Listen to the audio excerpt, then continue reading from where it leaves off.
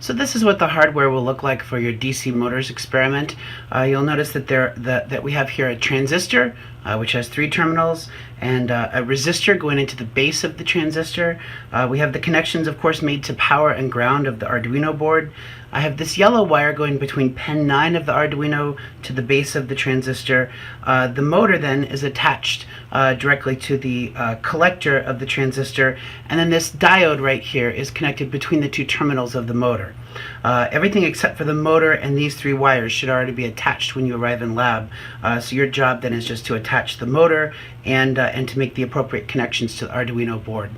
Now this making these connections will allow us then to begin to turn the motor on and off. And the very first program you're going to do is going to turn the motor on full speed for 3 seconds and turn it off for 3 seconds. And you can probably hear it. I don't know if you can see the motor is rotating, but you can probably hear it. And when you're in lab, you'll be able to hold on to the motor and feel the vibration as well. The next program is going to use a different sort of work, and that is pulse width modulation to turn the motor on and off, on and actually onto a lower speed. So I'll stop talking for a second so you can hear the motor adjust speeds.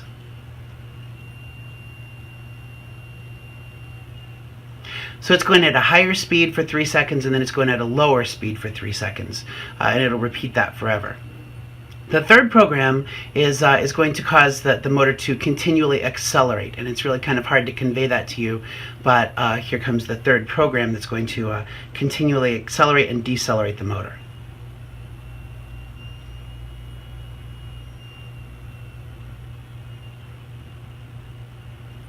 And that's the sort of continual change that you could expect, say, if you were accelerating or decelerating a car.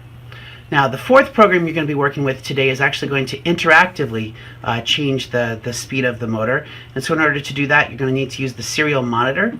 So I've went ahead and opened the serial monitor on my computer, and I'll go ahead and send it the value 255, which is going to be the maximum speed of the motor. Here it goes.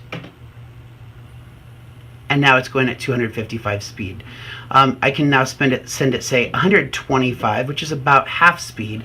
What you'll notice, by the way, is that the serial receive light is going to turn on when I hit enter. So watch out for that light to flash. There wasn't very much there, but it only had to send 1 byte of information, and we then went ahead and adjusted the speed of the motor. I can adjust it as low as, say, 50. And that really slows the motor down. You don't want to go lower than 50 though, because that would not give enough energy or enough voltage to overcome the internal friction of the motor. And if you have a motor that is having voltage sent to it, but is not allowing the rotor to rotate, then you'll actually draw a great deal of current, and that can either cause the motor to overheat, or it could even cause the transistor here to overheat, or even potentially to be damaged. So that's those are the 4 sort of experiences you're going to have in lab today. You'll have a couple of opportunities to modify the programs and have them perform different tasks, but this is the main part of what you'll be doing in lab today.